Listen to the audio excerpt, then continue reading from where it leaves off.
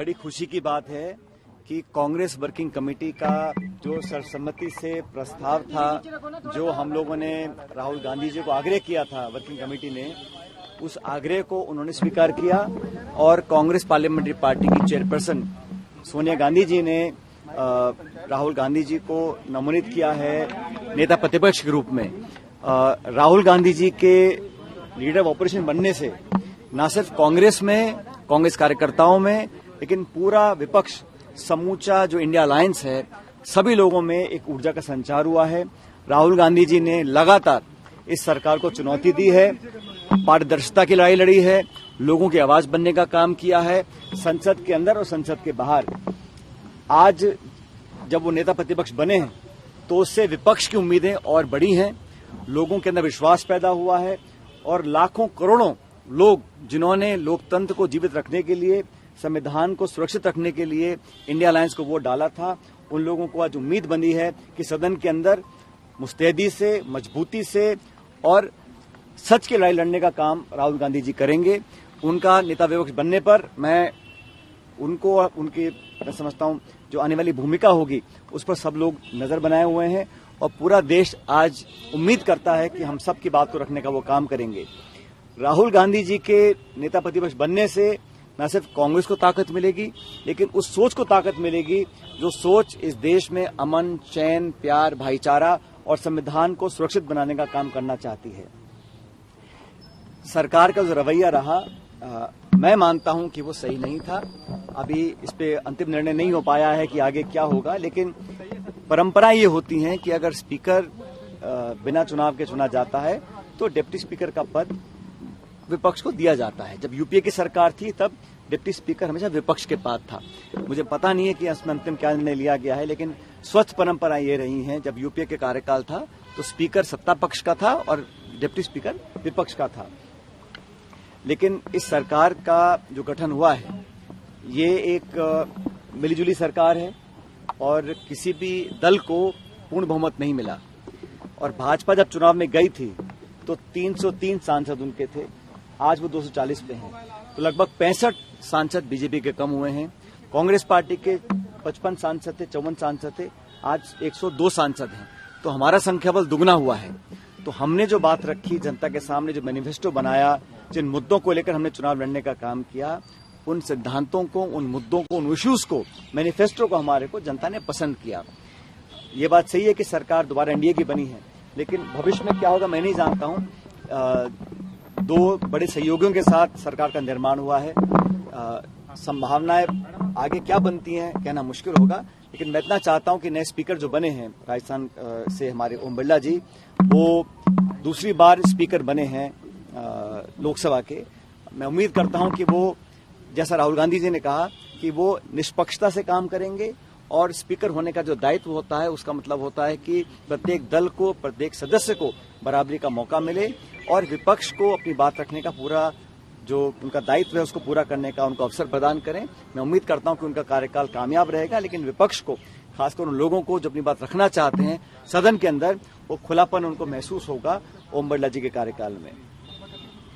आज देश में जो सबसे बड़ा मुद्दा चल रहा है वो नीट की परीक्षा का मामला है और आप सब जानते हैं कि इस परीक्षा के विवादित होने के कारण लाखों करोड़ों लोगों को, खासकर नौजवानों को बहुत बड़ा सदमा लगा है और नौजवानों के अंदर जो विश्वास है प्रक्रिया पर, परीक्षा की प्रणाली पर, उस पर बहुत बड़ा सवाल खड़ा हो गया है। और केंद्र सरकार ने जिस तरह शुरू में एक अड़ियल रवैया अपनाया था और बात को मानने से इनकार किया था, अंत में उनको गलती स्वीकार करनी पड़ी, लेकिन अभी तक इस पर जिम्मेदारी तय नहीं की गई है। इस तरह का विश्वासघात, इस तरह का लिपापोती कर बचाव करना, ये मैं समझता हूँ शोभा नहीं देता। और नीट वाला इशू है, बाकी जो परीक्षा कैंसिल करी गई है, लगातार लोगों में भ्रम फैल रहा है कि हमारा भविष्य सुरक्षित नहीं है।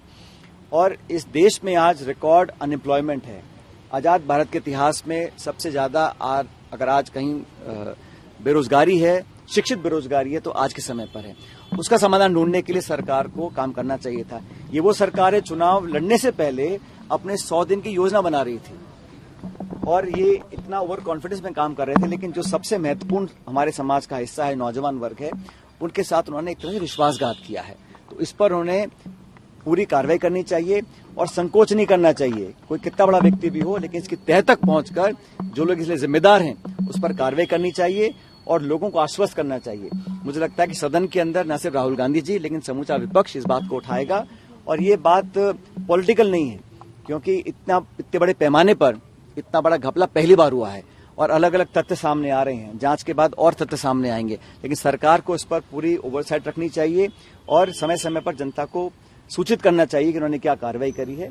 जहां गलती उसको स्वीकार करना चाहिए। और ये बहुत बड़ा मैं समझता हूं सरकार से लैप्स हुआ है। जिस तरह नीट की परीक्षा का जो प्रकरण सामने आया है और बाकी जो परीक्षाओं को कैंसिल किया जा रहा है, उस बात का प्रतीक है कि कहीं ना कहीं सिस्टमैटिक फेलियर है। 10 साल से सरकार सत्ता में रही और बहुत सारे आपने स्लोगन्स दिए, भाषण दिए और युवाओं के नाम पर वोट भी लिया। आप परीक्षा पे चर्चा, चाय पे चर्चा, एग्जाम पर चर्चा, लेकिन जो विश्वसनीयता थी उसको का चूक हुई है। को लेनी चाहिए और करेक्टिव देना चाहिए। सर, केजरीवाल इलेक्शन होने राजस्थान इंडिया अलायंस रहेगा या फिर हम लोग हमेशा से एक दूसरे से बात करके चुनाव लड़े हैं। इंडिया अलायंस पहले भी मजबूत था, आज भी मजबूत है और आने वाले समय में और मजबूत होगा। जहां जहां चुनाव होंगे वहां पहले से ही हम लोग अपने सीट जीते हुए थे। इस बार हम और अधिक मार्जिन से सीट जीत कर आएंगे, क्योंकि राज्य सरकार का पिछले कुछ महीनों का जो कार्यकाल है, जो प्रदेश में हालात बने हुए हैं बिजली के, पानी के, लोग परेशान हैं और सरकार में कहने का उलझन मुझे दिखती है। तो जनता को अगर मूलभूत सुविधाएं दिलाने में सरकार नाकामयाब हो रही है तो उसका परिणाम भी चुनाव में आएगा और उपचुनाव भी मैं समझता हूं बहुत मजबूती से हम लोग लड़ेंगे और लोग जीतेंगे। और अभी जो कार्रवाई हुई है कोटा में, पॉलिटिकल पार्टी परमिशन लेने के बाद अपना आंदोलन कर रही है। और आंदोलन किसके लिए कर रही है?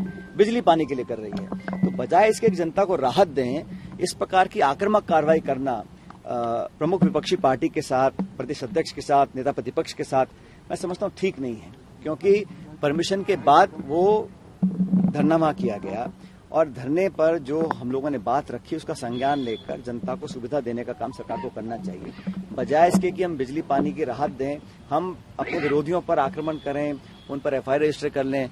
तो ये राजस्थान में इस प्रकार का माहौल पहले कभी हुआ नहीं है और होना भी नहीं चाहिए और ये ठीक नहीं है। और मुझे लगता है कि इसमें कहीं ना कहीं सरकार का जो काम करने का तरीका है वो भी सवाल निशान में आके खड़ा होता है। सर, ये निर्वाचन जो डीएनए की जांच की बात की नेताओं में टीस दिखी। पिछली बार जो 150 सांसद एक साथ निलंबित किए गए, एक पक्षीय विधेयक पारित कराए गए। तो आज सदन में कहा गया ना, जब स्पीकर महोदय के निर्वाचन पर बधाई दी जा रही थी तो कहा गया कि पिछली लोकसभा में जब 147 सांसदों को एक दिन में निलंबित किया गया, वो इतिहास के लिए काला दिवस था।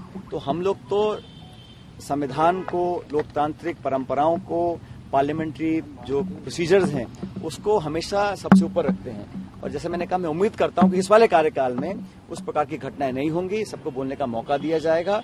और विपक्ष का संख्या बल जो आज है वो पिछले लोकसभा से बहुत ज्यादा है। मतलब बहुत सारे लोगों ने इंडिया अलायंस को वोट डाला है और सत्ता पक्ष में विपक्ष में कोई बहुत ज्यादा गैप नहीं है। इसलिए मनमानी तरीके से काम करना, एक तरफा कार्रवाई करना, मनमानी अपनी जबरदस्ती करना, उस प्रकार की कार्रवाई मैं समझता हूँ सरकार नहीं कर पाएगी। उसका ध्यान भी मुझे लगता है स्पीकर को रखना चाहिए। केजरीवाल जी को सीबीआई ने वापस से अरेस्ट किया है और 5 दिन का रिमांड दिया। देखिए, मैं कह रहा हूँ ये तो कोर्ट की कार्रवाई है, लेकिन सब समझ रहे हैं कि पिछली सरकार के कार्यकाल में जो दमनकालिक नीतियां अपनाई थी उसमें एजेंसी का दुरुपयोग किया गया था और शायद ही कोई भारत सरकार की एजेंसी थी जिसका दुरुपयोग नहीं किया गया। लेकिन इस चुनाव के परिणाम से सरकार को जनता ने आईना दिखाया है कि आप बेवजह सरकारी एजेंसी का दुरुपयोग नहीं करिएगा और लोगों को दबाने का, विपक्ष की आवाज को कुचलने का काम सरकार नहीं करे। ये संदेश स्पष्ट है और मैं मानता हूं कि इस लोकसभा चुनाव में सरकार का निर्माण होना, हार जीत होना, आंकड़े आना अलग बात है, लेकिन जो सबसे बड़ा संदेश है वो संदेश ये है कि स्टेट पावर का, स्टेट एजेंसीज का, सरकार की ताकत का धड़ल्ले से जो मिसयूज किया गया, जो लापरवाही से उसका मिसयूज किया गया, उस पर अंकुश लगाने का काम सरकार को करना चाहिए। और जनता ने ये भी कहा, विपक्ष ने कहा कि संविधान की जो मूल भावनाएं हैं उसको कहीं ना कहीं ठेस पहुंचाने का काम ये सरकार कर सकती है। जनता ने इंडिया अलायंस और कांग्रेस के तमाम विपक्ष के नेताओं को आपने देखा होगा, हम सब ये बात बोल रहे थे, हमारी बात को बहुत हद तक लोगों ने स्वीकार किया है। विधानसभा का सत्र शुरू लोकसभा होने वाला सीटें है। जीती हैं कांग्रेस ने राजस्थान में, बड़ी इंप्रूवमेंट है। क्या आपको लगता है कि अच्छा साइन है कांग्रेस के लिए 2028 के लिए? भाई हम लोगों ने बहुत अच्छा परफॉर्म किया है, तभी तो हमारा संख्या बल दुगना हुआ है। हम महाराष्ट्र में, हरियाणा में, राजस्थान में हर जगह हमारी संख्या बड़ी हैं। और मैं हमेशा से कहता हूं, जहां पर बीजेपी कांग्रेस का 1-to-1 कॉन्टेस्ट है, वहां पर कांग्रेस का स्ट्राइक रेट पहले से बहुत बेहतर हुआ है।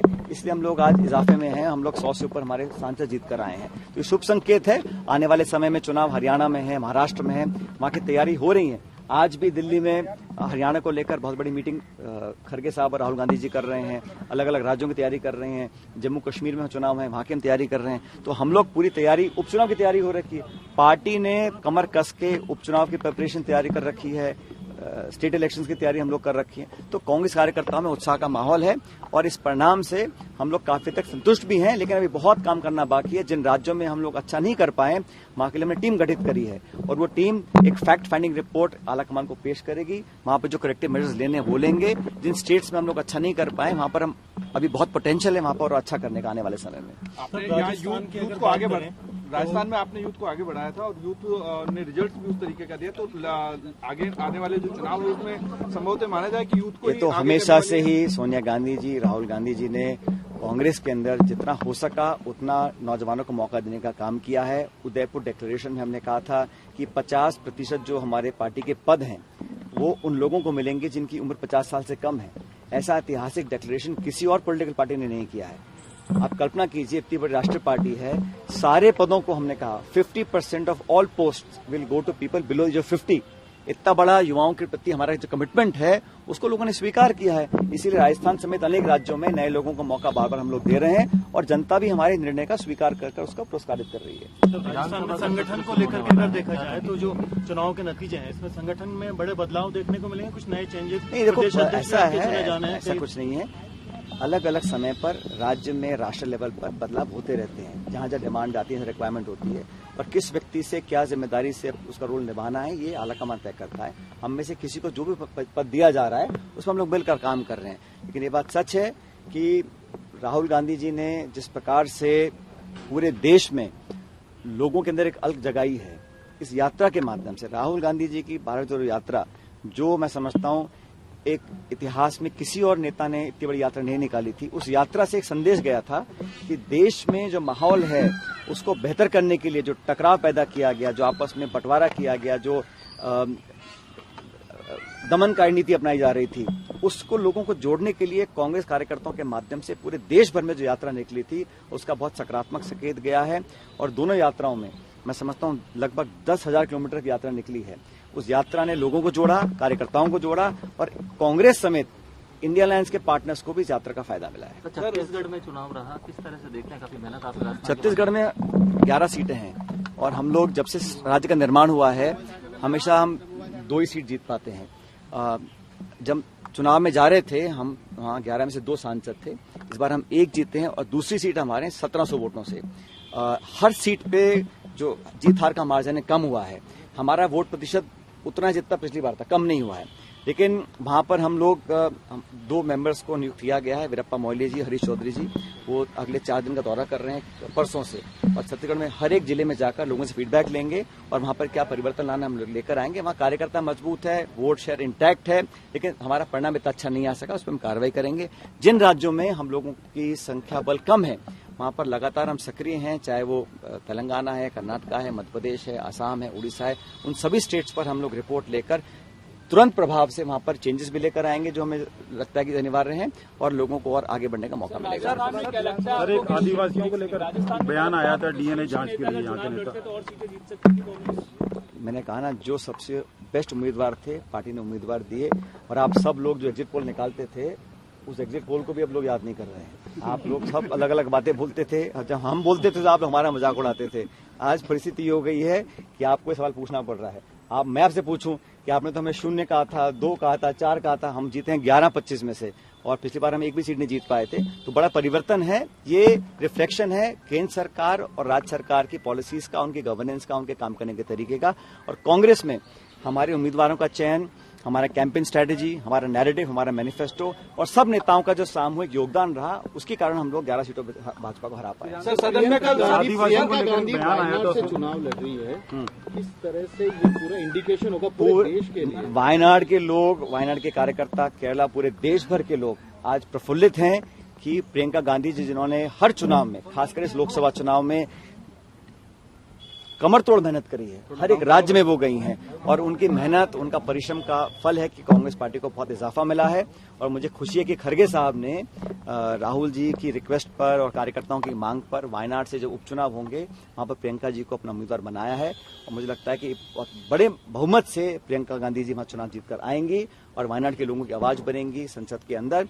और प्रियंका गांधी जी ने जो मेहनत करी है और जो जवाब दिया है सत्ता पक्ष के हमलों का, वो मैं समझता हूँ अपने आप में ही लोगों के अंदर बहुत बड़ा जोश भरता है और कार्यकर्ताओं को ताकत मिलती है। सर, सदन में कल सांसदों ने शपथ ली, लेकिन ओबीसी जी ने लास्ट में बोला जय फिलिस्तीन, उसको लेकर के किस तरीके से देखिए? स्पीकर साहब करेंगे कार्रवाई जो करनी है। सर, आदिवासी को लेकर जो बयान दिया था उसमें राजकुमार राउत ने कहा है कि हम डीएनए लेकर आएंगे और विधानसभा में भी लेकर उनसे पूछना चाहिए